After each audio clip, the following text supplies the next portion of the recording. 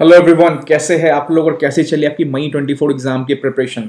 Sir ये video CA inter के लिए मैं बना रहा हूँ क्योंकि काफ़ी सारे डाउट्स आ रहे थे। सर सीए इंटर में क्या चेंजेस हुआ है, उसको हम चेंजेस कहाँ से करें, स्पेशली लॉ के रिगार्डिंग ये वीडियो है। तो और काफ़ी स्टूडेंट्स को मैंने फ्री ऑफ कॉस्ट लॉ को एप्लीकेशन पे एक्सेस दिया था एट जस्ट ₹1। तो बहुत सारे स्टूडेंट ने उसको एक्सेस किया एंड आई थिंक अराउंड मेरे पास डेटा था 500-600 स्टूडेंट थे जो उन लेक्चर्स को प्रॉपर देखें। सर उसमें अमेंडमेंट कवर था, छोटे मोटे अमेंडमेंट्स थे जिसको मैंने एक वीडियो भी बनाया था एंड एक स्मॉल कंपनी का अमेंडमेंट था, बहुत माइनर अमेंडमेंट था। उसके बाद same as it is syllabus था जो कि मैंने नवंबर 23 को रिकॉर्ड किया था, सारे स्टूडेंट्स ने उसको देखा। सर क्या उसको मई 24 के लिए फॉलो कर सकते हैं? First of all for company law yes you can follow for May 24 also. Sir company law में एक चैप्टर और ऐड हुआ है, उसके अलावा फिर हम अदर लॉ की बात करेंगे। सबसे पहले जो चैप्टर ऐड हुआ है उसका नाम है company incorporated outside India. Just a minute, क्या बोल रहा हूं मैं? Company incorporated outside India. ठीक है, आप ये देख सकते हैं। सर इसको कैसे करें? सिंपल सी बात है, आपका भाई यहाँ पे जो सीए इंटर वाले स्टूडेंट्स हैं वो अपने फ्रेंड को भी शेयर कर सकते हैं। जो भी नए नए चैप्टर्स ऐड हुए उसके लिए मैं प्रॉपर यूट्यूब पे लेक्चर लेके आऊंगा। ठीक है, इसका आपको एप्लीकेशन पे भी हो जाएगा। तो सेम एज इट वीडियो जो मैंने अपलोड किया था नवंबर 23 के लिए, पूरा कंटेंट लॉ का आप जाके देख सकते हो, कंपनी लॉ वाला। तो एक सर एक फॉरेन कंपनी का चैप्टर ऐड हुआ जो कि फाइनल में 4 to 5 मार्क्स के लिए पूछता था। क्या बोल रहा हूं मैं? 4 to 5 मार्क्स के लिए पूछता था।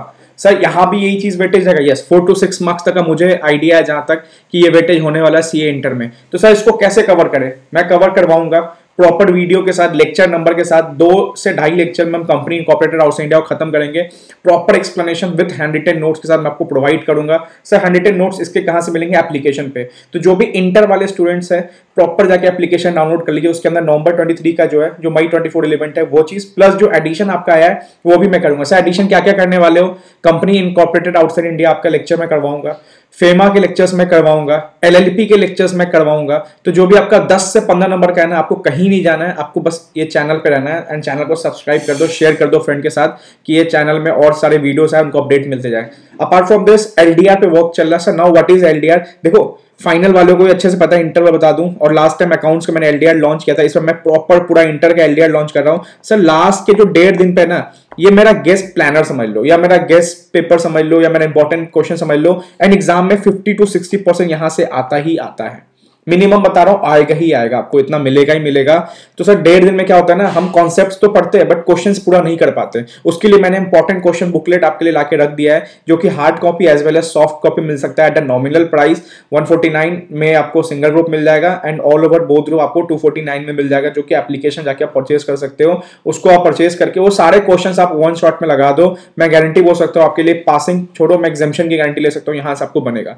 तो अकाउंट्स का एलडीआर रेडी हो चुका है एप्लीकेशन पे, कॉस्टिंग का एलडीआर रेडी हो चुका है, टैक्स का एलडीआर आज लॉन्च हो जाएगा, लॉ का एलडीआर मैं अपडेट करके बना रहा हूं। तो सब कुछ आपको प्रॉपर मिलने वाला है। तो स्टे ट्यून एंड चैनल को सब्सक्राइब करो and share with your all friends. ठीक है सर, स्टार्ट करते हैं आज का लेक्चर, जो कि कंपनी इनकॉर्पोरेटेड आउटसाइड इंडिया। क्या मैंने बोला? Sir company incorporated outside India. Sir क्या इसको हम फॉरेन कंपनी बोल सकते हैं? ठीक है, बहुत आराम से बेसिक से जाऊंगा, नोट के साथ पढ़ाऊंगा, थोड़ा सा आराम से बैठ जाओ, थोड़ा देर आप एक बार मैं आपको बेसिक समझा दूं ढांचा कि इसमें पढ़ने क्या क्या वाले हैं। सर जो सीए फाइनल में था वही चीज है, यस, इवन कुछ भी नहीं चेंज किया इसे ने, एकदम आराम से पढ़ेंगे। सर सुनो, मैं थोड़ा सा आपको आइडिया दिला दूं टोटल कितने सेक्शंस है, क्या पढ़ना है क्या नहीं पढ़ना है। इस चैप्टर में आपको 379 से लेके 393 ए सेक्शन तक पढ़ना है। अराउंड 14 सेक्शंस आपको पढ़ने हैं। सर एग्जाम में क्वेश्चंस कहां से आएंगे और ऐसे क्या क्या जगह आपको टेस्ट करेगा, वो सब चीज बातें करेंगे। क्या क्या इंपॉर्टेंट एरियाज है, टोटल क्वेश्चन डिस्कशन में मैं बैठ के यहाँ कराऊंगा, एक एक क्वेश्चन आपको सॉल्व कराऊंगा। तो आराम से बैठ के सुनते जाओ और बहुत अंडरस्टैंडिंग से पढ़ो। ठीक है, मेरा बस यही मानना है कि लॉ को पढ़ना है तो बहुत अंडरस्टैंडिंग से पढ़ेंगे। चलो स्टार्ट करते हैं।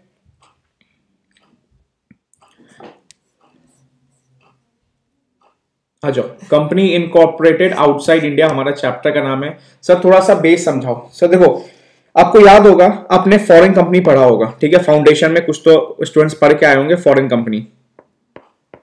ठीक है sir, now what is the difference between foreign company and incorporated outside India?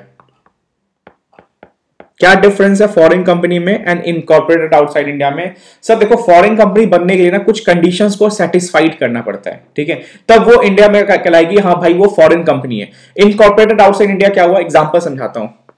एक कंपनी है, अली बाबा कर देते हैं, अल हबीबी कर देते हैं, ठीक है, काम करते हैं अल हबीबी। सर ये जो इनकॉर्पोरेट हुई है ना सर, इनकॉर्पोरेट मतलब क्या होता है, बनी है, मतलब उसका क्या क्या कहते नहीं, इंडिया में कंपनी बनी है, तो ये कंपनी जो बनी है ना, इनकॉर्पोरेट हुई है ना, वहां पे जिसको उसको स्थापन किया गया है ना, वो कंपनी स्थापन किया गया है दुबई में। मेरा फर्स्ट क्वेश्चन, क्या बाहर में जो कंपनी बनी है क्या वो फॉरेन कंपनी हुई?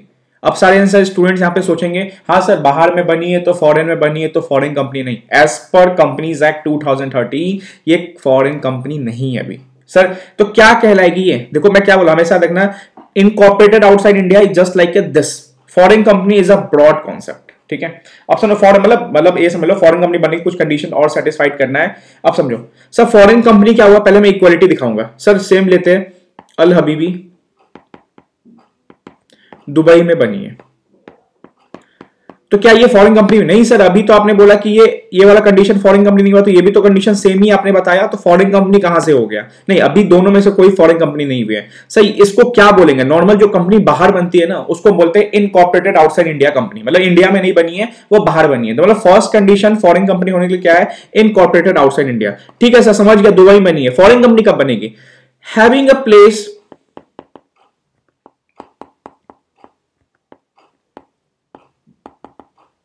Of business in India.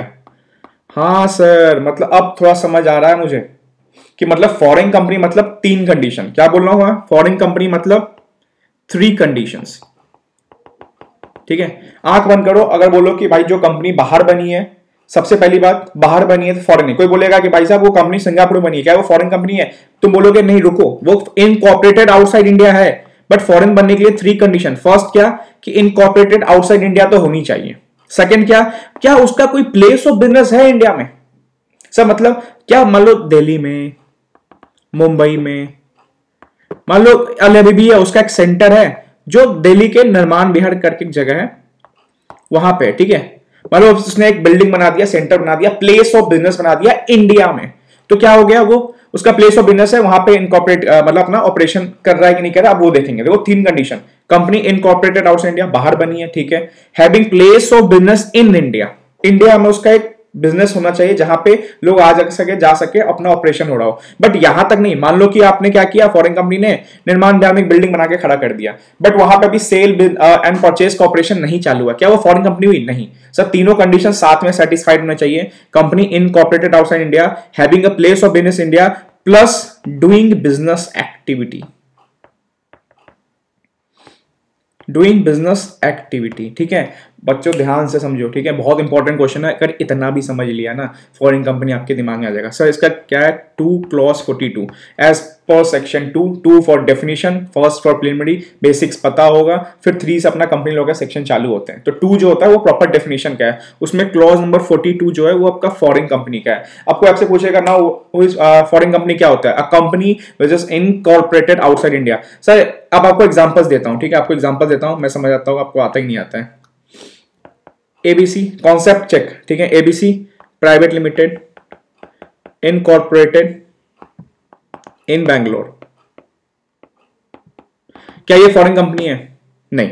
क्यों भाई? इनकॉर्पोरेटेड कहां हुआ है? इंडिया में। सबसे पहला कंडीशन क्या है कि आपका जो इनकॉर्पोरेटेड है वो आउटसाइड इंडिया होना चाहिए, ठीक है, company which is incorporated outside India. तो सर ये फॉरेन कंपनी है तो आगे जाएगा नहीं, 3 कंडीशन छोड़ो, उसमें तो पहला कंडीशन ही नहीं कर पाया। सर दूसरा example, ABC private limited incorporated in Dubai, क्या सर ये फॉरेन कंपनी हुई? नहीं, अभी ये इनकॉर्पोरेटेड आउटसाइड इंडिया ही हुई है। सर फॉरेन कंपनी बनना है तो पूरा इंफॉर्मेशन दो ना। आप ये बताओ कि इसका प्लेस ऑफ बिजनेस है या नहीं है? इसमें लिख दिया यस, प्लेस ऑफ बिजनेस इन दिल्ली, ठीक है सर, प्लेस ऑफ बिजनेस है, आपने बता दिया। क्या यहां पे अपना बिजनेस एक्टिविटी करता है ये? यस, हैविंग मतलब बिजनेस एक्टिविटी चल रहा है इसका, मतलब लोग जा रहे हैं, सेल कर रहे हैं, परचेज हो रहा है, ठीक है, सब कुछ चल रहा है यहाँ पे, मतलब बिजनेस एक्टिविटी ऑपरेशन में। जब ये तीनों कंडीशन साथ में सेटिस्फाइड हो गई ना, देन ये क्या कहलाएगी? आपका फॉरेन कंपनी। मैं प्रॉपर नोट से आपको रीडिंग कराऊंगा, अभी मैं कॉन्सेप्ट समझा रहा हूं। तो पहला कंडीशन क्या है, सिंपल बात बोला, कोई इंडिया में इनकॉर्पोरेट हुई है तो कभी फॉरेन कंपनी नहीं होगी। सर सबसे पहला जरूरी क्या है कि उसको बाहर ही बनना पड़ेगा। इंडिया में होगी तो फिर तो डोमेस्टिक कंपनी है ना, फॉरेन कंपनी कहां से हो गई, ठीक है। दूसरा क्या है, ठीक है बाहर बनी है, एक्सेप्ट कर रहा हूं मैं, क्या उसका इंडिया में अब प्लेस ऑफ बिजनेस है, बिकॉज हमें अब इंडिया के हिसाब से उसको लॉ लगाना है। तो हमें पहले ये जानना है कि इस पे ये सेक्शन, ये चैप्टर इस पे एप्लीकेबल होगा कि नहीं होगा। यस, प्लेस ऑफ बिजनेस है, क्या बिजनेस एक्टिविटी चल रहा है, yes yes, now you are cover under foreign company. अब इस चैप्टर में जो जो सेक्शन की बातें होगी वो सब आप पे लगने वाली है, ठीक है। यहां तक बेसिक फंडा बहुत क्लियर, आराम से धीरे धीरे आगे बढ़ रहे हैं, बहुत क्लियर चल रहा है, ठीक है, डन यहां तक। अब समझो, ठीक है, अब समझो सर दो चीज है इसमें। एक चीज और क्या बोला है, ये जो having a place of business इन, ये वाला इंडिया वाला है ना, यहां पे बोल रहा है या तो आप इलेक्ट्रॉनिक मोड में या एजेंट हायर करके, ठीक है। वैसे मान जैसे फ्लिपकार्ट हो गया, अमेजॉन हो गया, वो सब क्या हुआ, मान लो बाहर की कंपनी बनी हुई है, वो इलेक्ट्रॉनिक मोड में, ये बहुत इजी है तो इसके लिए दिमाग नहीं लगाएंगे, इसको प्रॉपर डेफिनेशन पढ़ लेंगे। बस आपको याद रखना है इलेक्ट्रॉनिक मोड में। अब जरूरी नहीं है कि उसका एक बिल्डिंग बना रहे, हो सकता है वो अपना सर्वर भी इंडिया में इंस्टॉल कर रहा है तो भी उसका काम चल रहा है। दूसरा क्या हुआ, उसने एजेंट हायर कर दिया। सपोज मान लो कंपनी दुबई की है, उसने इंडिया में क्या किया, एजेंट हायर कर दिया और ये इंडिया में बिजनेस एक्टिविटी करते हैं, ठीक है।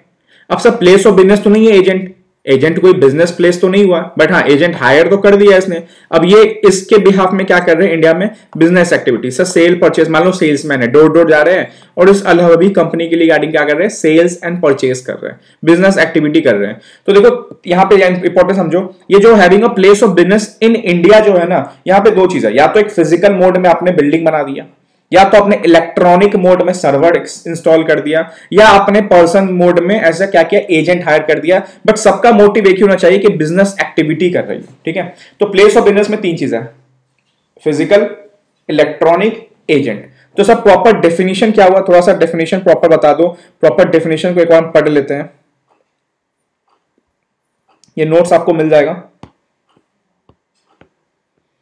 आ जाओ सर डेफिनेशन देखते हैं क्या लिखा है, पढ़ो। Definition of foreign company, any company और body corporate which is incorporated outside India, first condition, which is incorporated outside India and place of business in India। क्या बोला है मैंने, निर्माण बिहार जगह पे एक प्लेस ऑफ बिजनेस उसने अपना खड़ा कर दिया वहां पे, तो ठीक है। वेदर इट बाय इटसेल्फ, खुद से उसने बना के खड़ा कर दिया, एजेंट लोगों के द्वारा, ठीक है, और through electronic mode server, and वो सारे लोग क्या कर रहे हैं, बिजनेस एक्टिविटी कर रहे हैं। दुबई में नहीं भाई, इंडिया में उसी प्लेस ऑफ बिजनेस पे बिजनेस एक्टिविटी कर रहे हैं। जब ये तीनों कंडीशन सेटिस्फाइड हो गए, इफ थ्री कंडीशन कलेक्टिवली, मतलब साथ में, ये नहीं और नहीं है, और मतलब एंड मतलब पता होना चाहिए, एंड मतलब प्लस, मतलब तीनों को साथ में सेटिस्फाइड होना। एग्जाम में दे दें कि incorporated outside India, place of business in India, but not doing any business activity, foreign company नहीं होगी। तो तीनों कंडीशन साथ में क्या करना है, कलेक्टिवली सेटिस्फाइड करना है, then it will called as only company incorporate outside India, not foreign company. अगर यहां पे नहीं सेटिस्फाइड हुआ तीनों में से तीनों, तो वो क्या कहलाएगी, ओनली इनकॉर्पोरेटेड आउटसाइड इंडिया, मतलब फर्स्ट हो गई तब, क्योंकि इंडिया में इनकॉर्पोरेटेड तो आउटसाइड इंडिया भी नहीं कहलाएगी, ठीक है। तो वही बोलने का मतलब है, तीनों सेटिस्फाइड हो गई देन फॉरेन कंपनी। तीन में से अगर मान लो ये प्लेस ऑफ बिजनेस नहीं है तो वो बस सिंपल कराएगी, अगर बाहर बनी होगी तो इनकॉर्पोरेटेड आउटसाइड इंडिया, ठीक है। यहां तक डन, कोई कोई कोई दिक्कत नहीं, कोई दिक्कत नहीं। डाउट्स है, नंबर दिया हुआ, आप मेरे से डाउट्स पूछ सकते हो, कमेंट बॉक्स में डाउट पूछ देना, आपको रिप्लाई मिल जाएगा, ठीक है। अब सर ये कॉन्सेप्ट बहुत इंपॉर्टेंट है, इस सेक्शन में आया था अमेंडमेंट। आईसीआई मैं गारंटी बोल सकता हूं आपके एग्जाम में कुछ क्वेश्चन आएगा तो यहां से आएगा। सर ये क्या निकला, ये निकला एक लूप होल। लूप होल समझाता हूं मैं आपको थोड़ा सा। सर बताओ लूप होल क्या है, बहुत बेसिक है, बहुत आराम से जाएंगे आज हम, ठीक है। आराम से इसको बेसिक को क्लियर करेंगे। सबसे पहले लूप होल देख लेते हैं हम। सर समझो, बहुत आराम समझना, हौले हौले समझेंगे, इस पे क्वेश्चंस भी है। अभी मैं ज्यादा बड़ा क्लास नहीं लूंगा, 2-3 क्लास में समझाऊंगा, ठीक है। बहुत आराम से, बेसिक इंपॉर्टेंट है, ठीक है। चलो आओ, ठीक है। इसको लेते हैं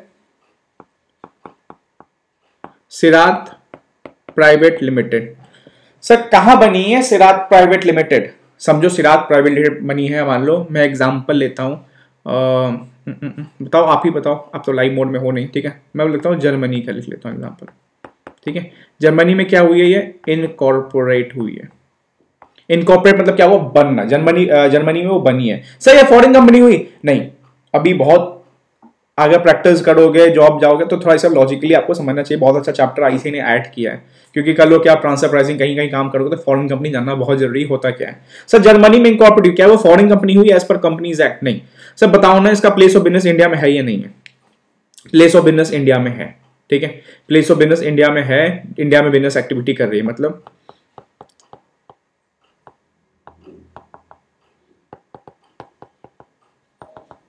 प्लस डूइंग बिजनेस एक्टिविटी, ये हुआ प्रॉपर डेफिनेशन।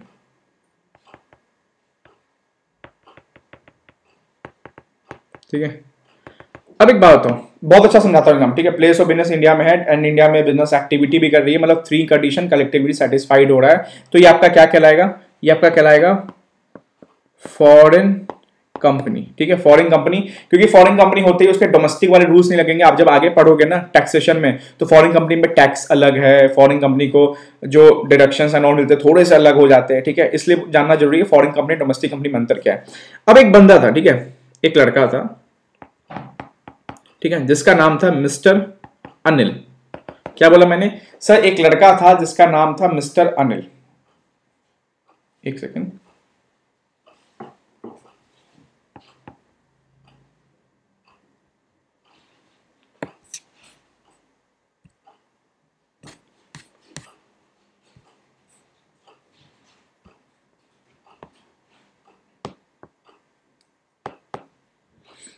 just wait।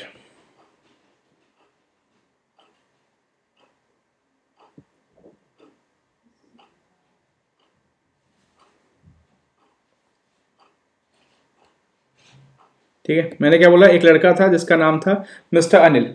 अब समझो होता क्या था, मिस्टर अनिल क्या था, एक पॉलिटिशियन था।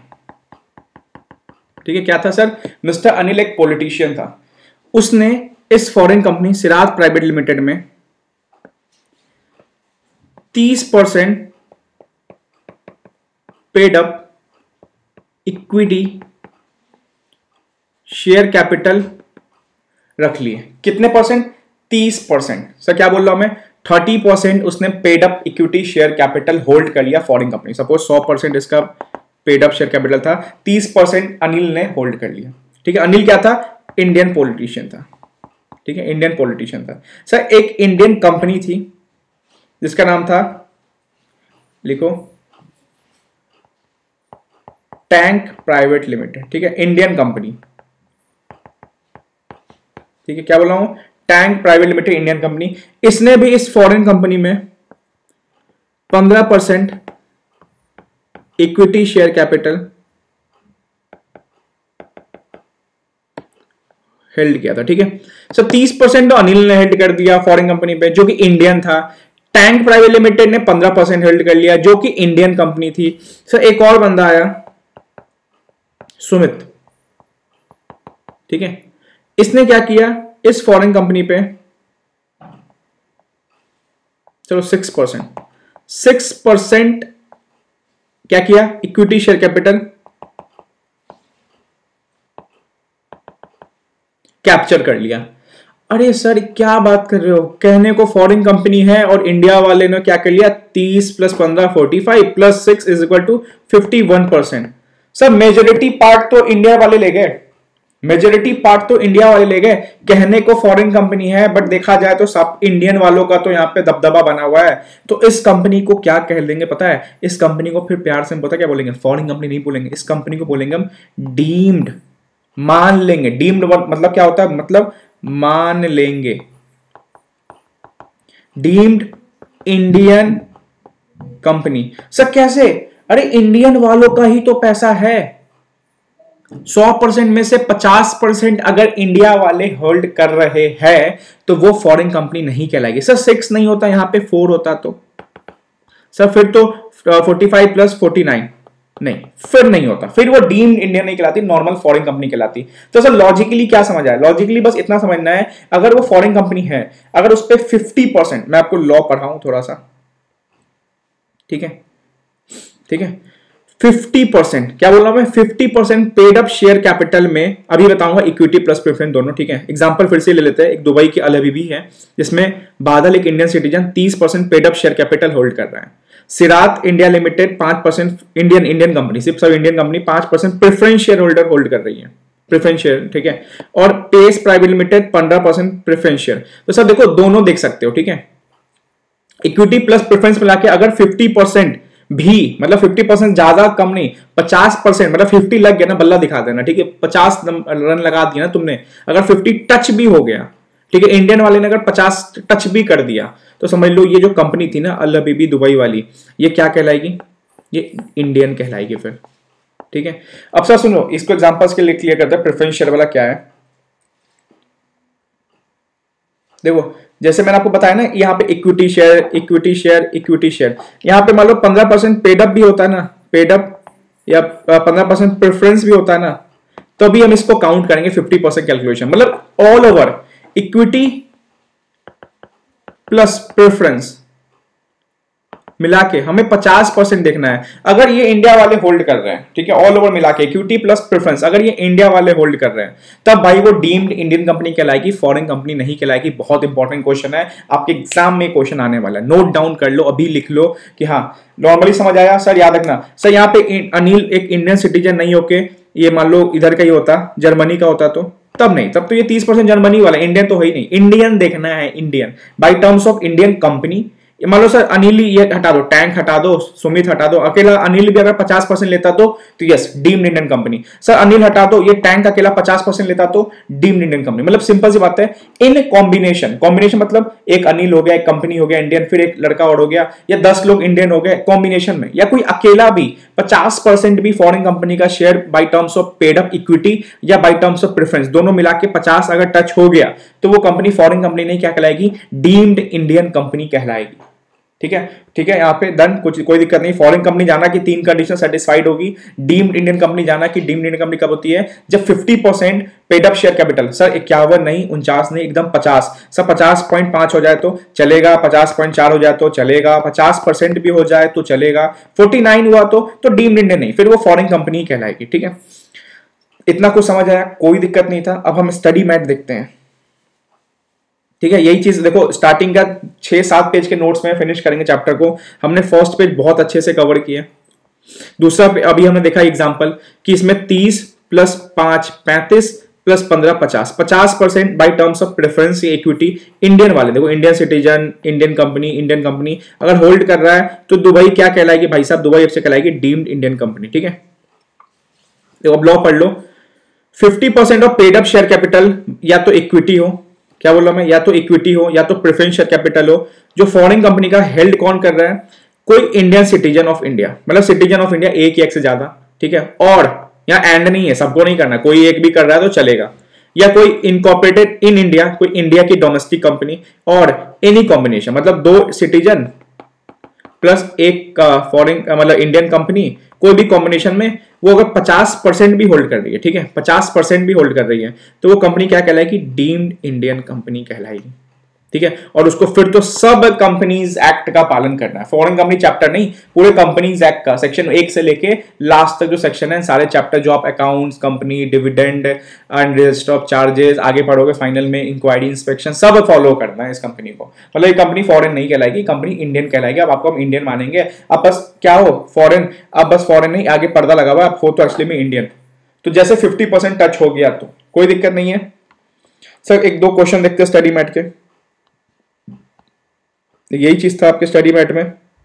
पहले फॉरेन कंपनी समझाया कि means any company incorporate outside India has a place of business in India whether by itself, agent या electronic mode, conduct any business activity. यहां पे क्या बोला example, ABC entertainment limited Indian company है जिसका एक फॉरेन सब्सिडरी है, ABC का एक फॉरेन सब्सिडरी है जिसका नाम क्या है, यूवीडब्ल्यू।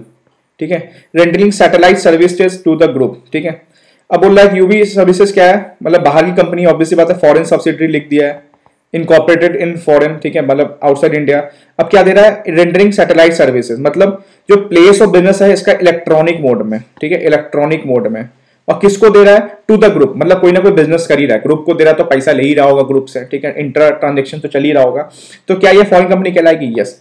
ठीक है, तो किसके लिए पूछा, ये एबीसी के लिए नहीं पूछा, ये यूवीडब्ल्यू के लिए पूछ रहा है। क्या यूवीडब्ल्यू, क्योंकि एबीसी तो होगा ही नहीं, बिकॉज वो तो इंडियन कंपनी है, साफ लिख दिया। ठीक है, एग्जांपल लिख दिया, yes sir airline companies who operate through booking agent. क्या बोला मैं, एयरलाइन कंपनी मतलब बाहरी बनी हो, एग्जांपल दे रहा है। बस इसमें आपको ध्यान रखना है, इसमें उसने समझाया इलेक्ट्रॉनिक का मतलब, इसमें समझाया एजेंट का मतलब, और कुछ नहीं। उसने ऊपर भूल गया क्या नहीं है, बस आपको इतना समझा रहा था कि इसमें एजेंट के द्वारा कर रहा है, तो क्या ये एक फॉरेन कंपनी कहलाएगी? यस, एजेंट हो इलेक्ट्रॉनिक हो, देखो इटसेल्फ एजेंट इलेक्ट्रॉनिक कैसे भी मोड में हो वो फॉरेन कंपनी कहलाएगी। ये प्रॉपर इलेक्ट्रॉनिक मोड का डेफिनेशन रख लेना, जो और रिलेटेड डेटा कम्युनिकेशन, ये इंपॉर्टेंट तो नहीं है, ठीक है, बट एक बार रीडिंग लगा लेना कि बिजनेस टू बिजनेस, मान लो कंपनी टू कंपनी कोई कर रहा है, या कंपनी से, जैसा आप देखते हो कि आप कहीं कोई एक्सेस करते हो तो आपसे पेमेंट मांगता है, तो आप बिजनेस तो नहीं हो, आप डायरेक्ट कंज्यूमर हो, तो आप भी ट्रांजेक्शन्स करते हो। एक तो क्या हो गया, मान लो कोई अमेजोन ने फ्लिपकार्ट पे, मान लो अमेजोन ने कोई इंडिया की सिरात लिमिटेड है उससे ट्रांजेक्शन किया इलेक्ट्रॉनिक मोड में, या अमेजोन ने मान लो आप कहीं बैठे हो दिल्ली में उससे ट्रांजेक्शन किया, तो B2C आप हो गए, B2B सिरात वाला कंपनी हो गया, डाटा इंटरचेंज कर रहे हो, डिजिटल सप्लाई ट्रांजेक्शन कर रहे हो, financial settlement, web based marketing कर रहे हो, या जो भी ऑनलाइन मोड में, ये सब एग्जांपल्स है, telemedicine, tele marketing, tele commuting, WhatsApp Facebook जो चला रहे हो सब, ठीक है, ये सब ऑनलाइन मोड में चलेगा। ठीक है, वही बोला, अगर आप फॉरेन कंपनी हो गए तो आपको सेक्शन 380 से लेकर 386 और 392 393 अप्लाई हो जाएगा। सर 387 क्यों नहीं, बताऊंगा अभी आगे, 387 पढ़ेंगे ना, उसमें अच्छे से हम लोग डिस्कस करेंगे। दूसरा समझो, रिक्वायरमेंट ऑफ होल्डिंग, मतलब सिंपल बोला, अगर आप फॉरेन कंपनी हो गए तो आप पे ये चैप्टर अप्लाई हो जाएगा। सर 387 भी होगा बाई डिफॉल्ट, बता दूंगा कैसे, ठीक है। तो ये चीज याद रखना, अगर आप सर 50% अगर इंडिया वाले होल्ड कर लिए फिर तो आपको पूरा कंपनीज एक्ट लगेगा, बट नहीं होल्ड कर रहे, नॉर्मल फॉरेन कंपनी है, फिर आपको इतने सेक्शंस लगेंगे। फॉरेन कंपनी हो तो इन सेक्शन का पालन कर लेना, क्या क्या है बताऊंगा, एक एक सेक्शन में सब बातें लिखी गई है। अभी हम 379 पढ़ रहे हैं। Requirement of holding of paid up share capital, देखो क्या बोला मैंने, 50% मतलब 50% भी टच हो गया तो ये सब हटाओ, ये आप इंटरप्रेट नहीं कर पाओगे। सिंपल समझो, आंख बंद करो, बोलो अगर 50% भी, सब मोर देन 50 होता है तो वो होल्डिंग सब्सिडी होता है, 51% होता है तो वो सेंट्रल गवर्नमेंट वाला केस हो जाता है। बट यहाँ पे 50% भी टच हो गया, किसके द्वारा, या एक से ज्यादा इंडियन सिटीजन, या कोई एक से ज्यादा कंपनी इंडिया वाली, इंडिया सब इंडिया होना चाहिए, या कोई कॉम्बिनेशन में, मतलब 1-2 इंडियन प्लस 1-2 इंडियन कंपनी, ठीक है, सब मिला के अगर 50% भी इक्विटी प्लस प्रेफरेंस, ये इंपॉर्टेंट है याद रखना, कैलकुलेशन करने समय इक्विटी अगर डेटा में दोनों होगा तो आपको दोनों देख के 50% अपना काउंट करना है, ठीक है। चल अगर वो हो गई तो भाई साहब वो क्या कहलाएगी, वो कहलाएगी जैसे that it will company incorporated India, वो ऐसा कहलाएगी जैसे वो कंपनी इंडिया में ही बनी थी, डीम्ड इंडियन कंपनी लिख लो यहाँ पे, ठीक है। सर एग्जांपल दिया हुआ है 4th नंबर, सुनो, the share holding of इमार company LLC, ठीक है, क्या बोला मैंने, शेयर होल्ड इमार लिख देते हैं इसको, ठीक है, कहां थी, दुबई की, ठीक है। प्लेस ऑफ बिजनेस क्या था इसका, इंडिया में है, मतलब इंडिया में कोई जगह लेते हैं वहां पे प्लेस ऑफ बिजनेस इंडिया में है, तो क्या ये फॉरेन कंपनी हो गई?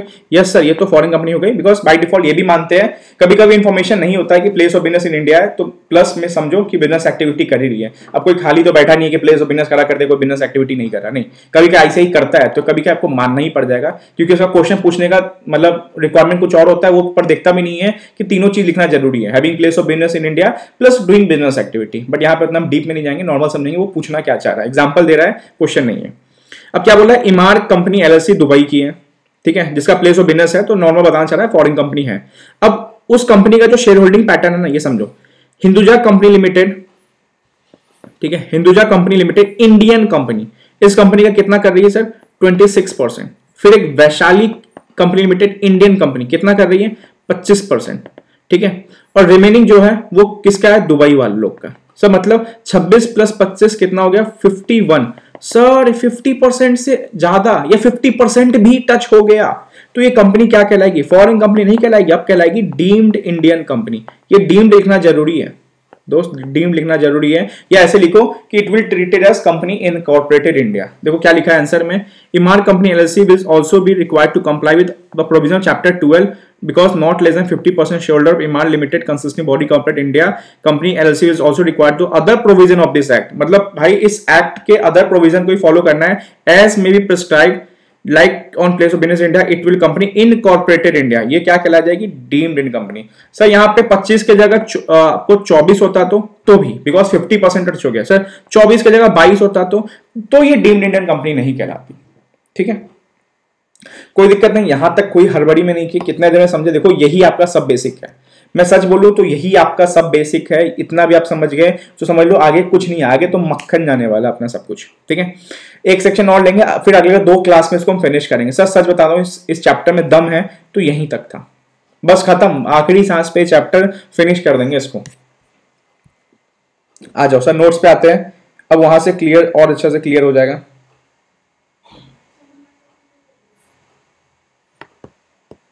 आ जाओ। ठीक है सर, 379 सेक्शन पढ़ लिया हमने। Now comes to 380। 380 क्या है? इट्स अ हवाई सेक्शन। सर हवाई सेक्शन क्या बोल रहे, मतलब मुझे सबसे इजी सेक्शन लगता है, इसमें आपको कुछ कंटेंट है जो दिया हुआ है जो आपको याद करना है, बट सच बताऊं यहां से क्वेश्चन भर भर के बनते हैं। मतलब आप समझ लो आपका नया अटेम्प्ट है May 24, यहां से एमसीक्यू बनने वाला, लिख लो, नहीं आएगा तो मेरे को कमेंट बॉक्स में बोल देना सर ये नहीं आया, आप बोले हुए थे, फिर मैं सब स्टूडेंट को 10-10 रुपए आपको फोन पे कर दूंगा। ठीक है, बता देना। ठीक है, अब एमसीक्यू तो रिलीज होता नहीं है, फिर भी बता देना। जस्ट वेट, आ जाओ, एक सेकेंड।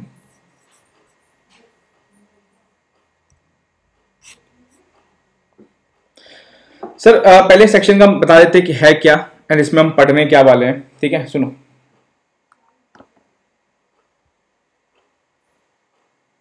ठीक है, देखो ये जो सेक्शन है 380 है ना, उसमें ये होता है डॉक्यूमेंट्स टू बी डिलीवर्ड। क्या बोल रहा हूं मैं? Documents to be delivered.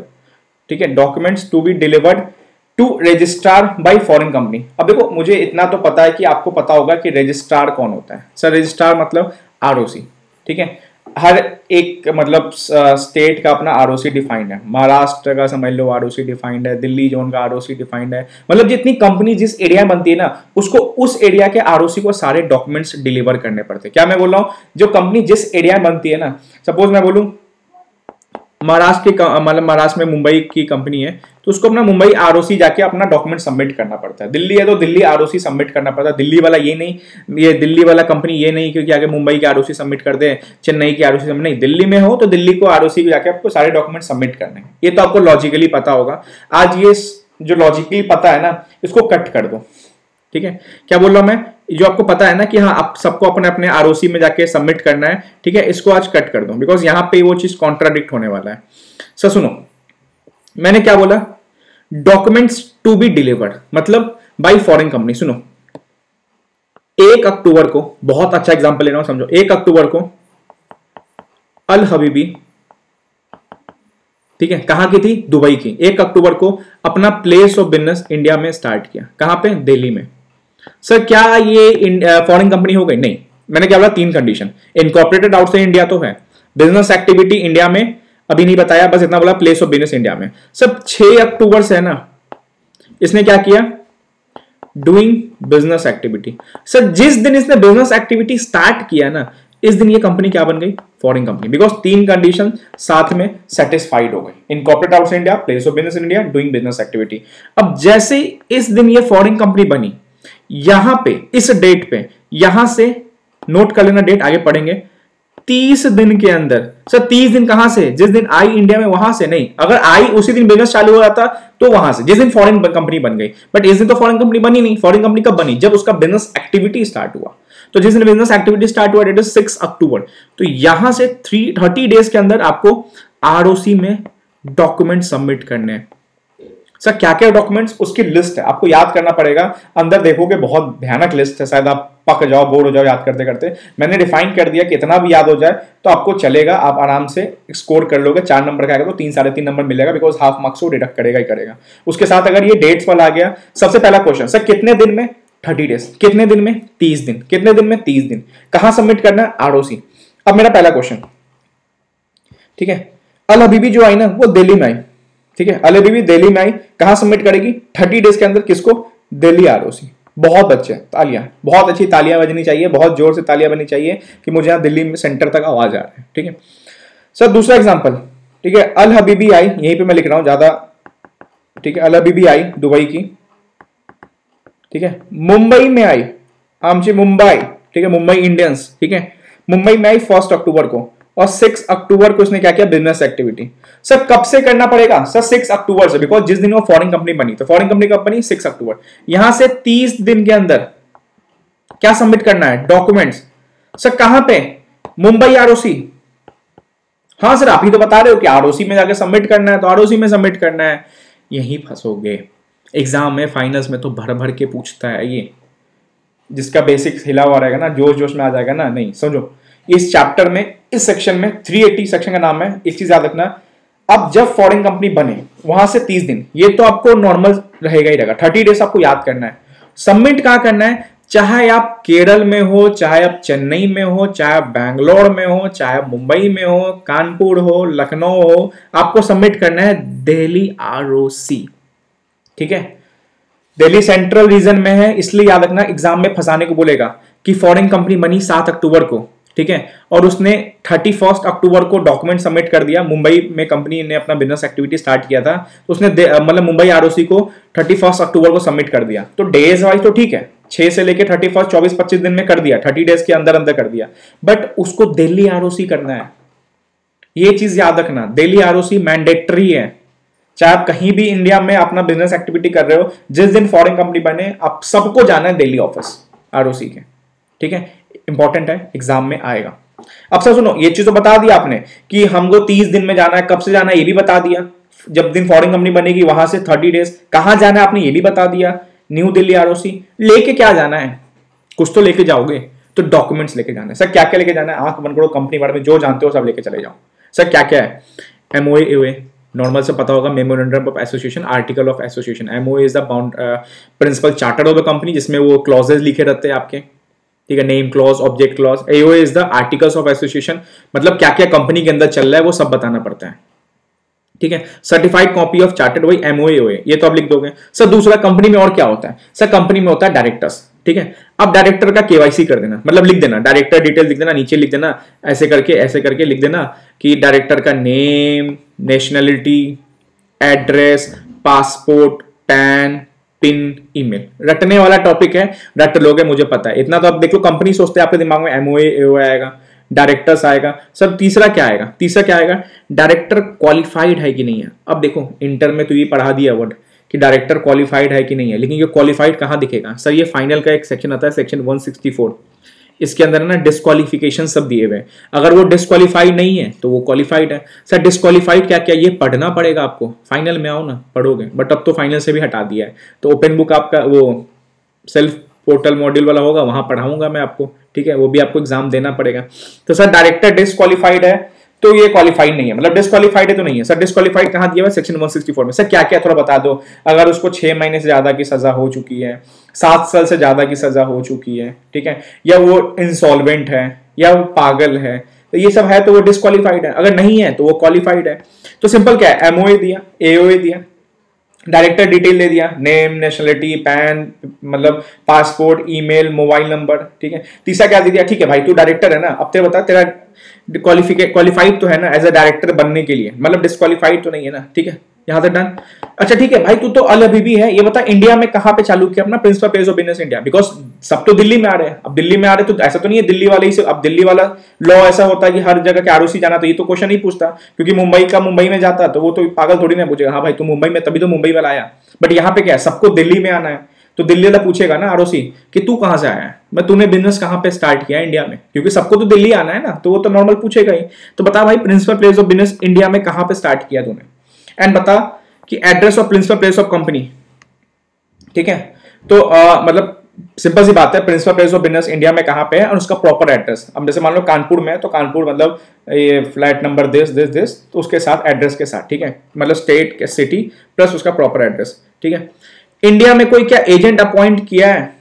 ठीक है, मतलब देखो एक चीज समझो कि ये जो प्रोविजन है एजेंट वाला, ठीक है, ये जो एजेंट वाला है ना, इसको मैं आगे पढ़ाऊंगा, इसको थोड़ा सा रोक दो। एजेंट को यहाँ पे किस सेंस से बोल रहा है, रिप्रेजेंटेटिव के सेंस से बोल रहा है, क्योंकि कल लोग के देखो मान लो फॉरेन कंपनी है, कल लोग के फॉरेन कंपनी में सब लोग मान लो फॉरेन वाले ही है, तो इंडिया वाला जो आरओसी कभी उसको नोटिस भेजेगा तो बार बार फॉरेन कंपनी को थोड़ी भेजेगा, तो उस फॉरेन कंपनी को ना इंडिया में एक ऑथराइज रिप्रेजेंटेटिव अपॉइंट करना पड़ता है। तो उस ऑथराइज रिप्रेजेंटेटिव की बात कर रहा है, ये वो एजेंट की बात नहीं कर रहा जो हम ऊपर सेक्शन 242 में पढ़े थे। ठीक है, ये किसकी बात कर रहा है, ऑथराइज रिप्रेजेंटेटिव। सर क्यों, क्योंकि देखो ना फॉरेन कंपनी है, सब तो फॉरेन वाले, डायरेक्टर्स फॉरेन वाला, कंपनी खुद फॉरेन में, इंडिया में बिजनेस एक्टिविटी तो कर रहा है। कल ये दिल्ली आरओसी को आपको कोई नोटिस भेजना पड़ेगा तो बार बार आपके फॉरेन कंपनी को नोटिस भेजेगा इससे अच्छा कि आप ये बता दो कि इंडिया में आपका रिप्रेजेंटेटिव कौन है, कि हम उसको नोटिस भेजेंगे एंड ये मान लेंगे कि आपको फॉरेन कंपनी आपको ही पहुंच गया, पता चला बार बार आपको हम दुबई जाके नोटिस भिजवा रहे हैं, दुबई कुरियर करवा रहे हैं, आपको मिले ना मिले, कभी टाइम का कुछ ऊपर नीचे हो जाए। इट्स बेटर कि आप इंडिया में कोई एक एजेंट अपॉइंट कर दो, या सिंपल बोलो इंडिया में कोई ऑथराइज रिप्रेजेंटेटिव अपॉइंट कर दो जिसको हम नोटिस दे दे, या जिससे कभी हमको बात करना पड़े उसको बुला के इंक्वायरी कर सकते हैं। तो उसकी बात कर रहा है, ठीक है सर। पांचवा क्वेश्चन क्या पूछेगा, पास्ट हिस्ट्री दिखाओ। सर पास्ट हिस्ट्री मतलब एक लाइन जा रहा होगा, देखो प्यार से, ये देखो ऐसे जा रहा है सर, क्या है ये लाइन, देखो पास्ट हिस्ट्री के नीचे देखो एक लाइन जा रहा है, पतला सा लाइन जा रहा है, ठीक है। इसमें ये जानना चाह रहा है कि ओपनिंग प्लेस ऑफ बिजनेस, ठीक है, and closing place of business earlier, ठीक है, पहले, मतलब मान लो आज 2023 है, तो भाई तुम क्या पहले भी इंडिया में आके लूट मचा के गए हो? क्या पहले आपने ओपनिंग प्लेस ऑफ बिजनेस कहां कहां अपने बिजनेस स्टार्ट किए, और क्या स्टार्ट किए तो क्या बंद भी हो गया? अब बंद होने का रीजन क्या है? कभी कभी होता नहीं है 2016 में 18 में लूट के चले गए, हाँ भाई अब तो हम तो तेज है ना, हम तो 2023 में तुम्हें फिर बुलाएंगे, फिर लूटो फिर जाओ, यही करते रहो। तो नहीं, तो अपना पास्ट रिकॉर्ड भी बताओ कि आपने पहले कभी इंडिया में आए हो, जाने का रीजन क्या था, क्लोजिंग का और ओपनिंग का रीजन क्या था, आए थे तो किस लिए आए थे, बिजनेस पर्पज, तो ठीक है आए तो क्या अभी तक हो वहां पे, हो तो अच्छी बात है, बताओ भाई कहाँ कहाँ पे हो। नहीं तो क्लोज कर दिया तो रीजन क्या था क्लोज करने का, फंड नहीं थे, लॉस हो गया, या भाई लूट के चले गए, बैलेंस शीट दिखाओ अपने, ठीक है। तो इतना भी याद कर लिए, एमओए एओए, डायरेक्टर की डिटेल, डायरेक्टर क्वालिफाइड है या नहीं है, इंडिया में कोई ऑथराइज रिप्रेजेंटेटिव है या नहीं है, अपना पास्ट रिकॉर्ड दिखाओ, पास्ट रिकॉर्ड में opening place of business, closing place of business. Sir कितने दिन में करना है? 30 डेज में। कब करना है? On becoming foreign company. जब मैंने बताया कि जब principal place of business plus business activity जिस दिन हो रहा है उस दिन, अब मान लो सेम डे हो रहा है तो सेम डे से 30 डेज में। कहां करना है? तुम कहीं भी इंकॉर्पोरेट हो, आपको न्यू दिल्ली आरओसी करना है, ठीक है। क्या बोल रहा हूं, आपको न्यू दिल्ली आरओसी करना है। सर इफ इंस्ट्रूमेंट, इंस्ट्रूमेंट किसकी बात कर रहा है? ये जो ऊपर डॉक्यूमेंट्स आपने जो दिए थे ना, वो अगर इंग्लिश में नहीं है, मान लो दुबई कंपनी है, अब उसने दुबई में कुछ कुछ लिख के दे दिया, ठीक है, या जर्मनी कंपनी उसने जर्मन लैंग्वेज में लिख के दे दिया, अब वो दिल्ली के आरओसी, आरओसी में तो कोई इंडिया बैठा हुआ है, इंडियन बैठा हुआ है, उसको कहां से समझ आएगा? तो याद रखना इस चैप्टर में आपको हर कोई डॉक्यूमेंट जो आरओसी के पास जा रहा है, चाहे वो बैलेंस शीट हो कुछ भी हो, आपको क्या करना है? इंग्लिश लैंग्वेज में सर्टिफाइड करवाना है, सर्टिफाइड ट्रांसलेशन के साथ, सर्टिफाइड ट्रांसलेटर से, ठीक है। हर इंस्ट्रूमेंट जो कि इंग्लिश लैंग्वेज नहीं है, ठीक है, if instrument is not in English language then a certified translation there of in English language, ठीक है, आपको उसको सर्टिफाइड कराना पड़ेगा इंग्लिश लैंग्वेज में। सर 2 सेक्शन बहुत इंपॉर्टेंट, एग्जाम में धड़ल्ले से आता है, ठीक है, बहुत बार आता है। क्या क्या पढ़ा हमने? फॉरेन कंपनी क्या होता है, बेसिक समझा आराम से। फिर हमने क्या पढ़ा? डीम्ड इंडियन कंपनी क्या होता है, बहुत important, high important, very very important कर लेना। फिर हमने क्या पढ़ा? क्या क्या डॉक्यूमेंट्स कब 30 डेज एमसीक्यू में आने वाला है, गारंटीड है 1 मार्क्स 2 मार्क्स के एमसीक्यू बन गया आपके इस चैप्टर से, लिख लो अभी जाके लिख लो, 30 डेज वाला एमसीक्यू बन गया तो दिल्ली आरओसी, मुंबई की हो दिल्ली आरओसी, चेन्नई हो दिल्ली आरओसी, कहीं भी हो दिल्ली आरओसी। क्या क्या डिटेल पूछेगा भाई? डायरेक्टर क्वालिफाइड है नहीं, एओ एमओए, इंडिया में एजेंट अपॉइंट, मतलब एजेंट कौन सा? ऑथराइज्ड रिप्रेजेंटेटिव, पास्ट रिकॉर्ड दिखाओ 30 डेज के अंदर, ये सब डन। यहां तक कोई दिक्कत नहीं, आगे का सेक्शन हम फिर नेक्स्ट वीडियो में कवर करेंगे, ठीक है, आराम से करेंगे, कोई घाई नहीं, कोई हड़बड़ी नहीं, 40-40 मिनट का 2-3 वीडियो बनाएंगे, चैप्टर फिनिश करेंगे, फिर एलएलपी लेंगे, फिर फेमा लेंगे, 15 से 20 नंबर जो आपका नया है ना सब यहीं मिल जाएगा। एंड आप ऐप पे जाके आप ये नोट्स डाउनलोड कर सकते हो फॉरेन कंपनी का, आप जब देखोगे इस पे तो फॉरेन कंपनी का नोट्स मैंने प्रॉपर बना रखा है, आप जाओ डाउनलोड करो प्रॉपर। फिर लास्ट में हम एलडीआर क्वेश्चंस लेंगे। सर एलडीआर इंपॉर्टेंट एग्जाम के लिए, आप जाके डाउनलोड कर लो, एप्लीकेशन का लिंक डिस्क्रिप्शन बॉक्स में, जीएसटी का एलडीआर डिस्कशन करवाऊंगा, तो वो क्वेश्चन बैंक लेके बैठोगे, बहुत नॉमिनल प्राइस में, एंड एग्जाम में 50-60% तो वहां से मिलने वाला। नया अटेम्प्ट मिस मत करना कोई भी, and share with your friends, ठीक है। ऑल द बेस्ट, मिलते हैं नेक्स्ट वीडियो में। अच्छा लगे तो कमेंट या लाइक करके जाना, तो मुझे भी समझ आएगा कि आप लोग स्टार्ट कर रहे हैं। Share with your friends.